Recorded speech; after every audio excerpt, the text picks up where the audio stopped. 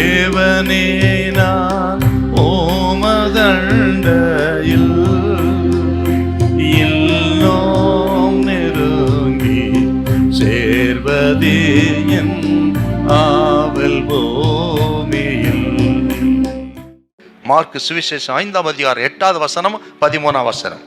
ஏனெனில் அவர் அவனை நோக்கி அசுத்த ஆவியே இந்த மனுஷனை விட்டு புறப்பட்டு போ, அசுத்த ஆவியே இந்த மனிதனை விட்டு புறப்பட்டு போ என்று சொல்லியிருந்தார் 13. இயேசு அவைகளுக்கு உத்தரவு கொடுத்த உடனே அசுத்தாவிகள் புறப்பட்டு பன்றிகளுக்குள் போயின. உடனே ஏறக்குறைய 2000 பன்றிகள் உள்ள அந்த கூட்டம் உயர்ந்த மேட்டிலிருந்து ஓடி கடலிலே பாய்ந்து கடலில் அமிழ்ந்து மாண்டது. பாருங்க, இந்த மனிதன் இத்தனை கஷ்டத்துக்குரிய வேதனைக்குரிய மனிதனாயிருந்தாலும் ஆண்டவர் பிசாசுகளை விரட்டின உடனே 6000 பிசாசுகளும் புறப்பட்டு போய் இவன் பிசாசின் பிடிந்து முழுமையாய் விடுதலையானான். இந்த சத்தியத்தை கேட்கிற இதை பார்க்கிறவங்களுக்கு ஆண்டு சொல்கிறா, ஒருவேளை உங்க வாழ்க்கை அப்படி கொடூரமா இருக்கலாம், ஆக வேதனையா இருக்கலாம், உதவியற்றவர்களா இருக்கலாம், வெளியே சொல்ல முடியாத வேதனையோடு தவிக்கலாம். உங்களுக்கு யாராலும் விடுதலை கொடுக்க முடியாமல், எந்த மனிதனால விடுதலை கொடுக்க முடியும், அல்ல டாக்டரால் கைவிடப்பட்டு மனிதர்களால் கைவிடப்பட்டு நீங்கள் இருக்கலாம். யாரா இருந்தாலும் சரி, ஆண்டவர் சொல்றா, உங்கள் வாழ்க்கையை தலகழாய் மாற்றுகிறவர் இயேசு. உங்களுக்கு 100% சுகத்தையும் சமாதானத்தை கொடுக்கிறவர் இயேசு.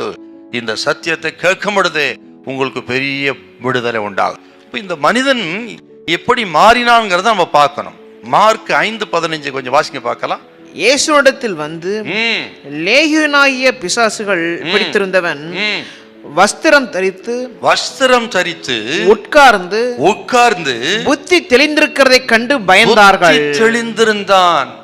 ஆக இவனுக்குள்ள உண்டான தலைகீழ் மாற்றத்தை பாருங்க. முன்பு எப்படி இருந்தான், ஆனா இப்ப எப்படி இருக்கான் பாருங்க. வஸ்திரம் தரித்தவனாயிருந்தான். ஆக முன்பு வஸ்திரம் தெரியாதவனாயிருந்தான், அவமானத்தோடு வெட்கத்தோடு காணப்பட்டான், ஒழுங்கில்லாதவனாயிருந்தான். இயேசுவனுக்கு விடுதலை கொடுத்து வஸ்திரம் தரித்து இப்பொழுது ஒழுங்குள்ளவனாய் இளைப்பாறுதலோடு கூட சமாதானமாய் அமர்ந்திருந்தான் ஒரு பாதத்துல.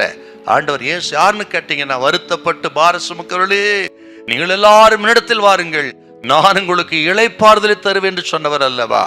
ஆண்டவரை நம்பும் பொழுது வாழ்க்கை தலைகளாய் மாற்றி ஆக இளைப்பாறுதலை சமாதானத்தை கொடுக்கிறவர் இயேசு. ஆண்டவர் சொல்லுகிறா, உங்கள் தேவைகளை சந்தித்து வீட்டிலே தரித்திருக்கிற மக்களாய் கர்த்தர் மாற்றுவார்.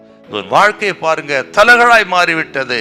ஆண்டவர் இயேசுவுக்கு இடம் கொடுக்கும் பொழுது பழையவைகள் ஒழிந்து போயின, எல்லாம் புதிதாயின என்று சொன்னது போல உங்க வாழ்க்கையில் எல்லாம் புதிய மாற்றங்களை ஆண்டவர் தருவார்.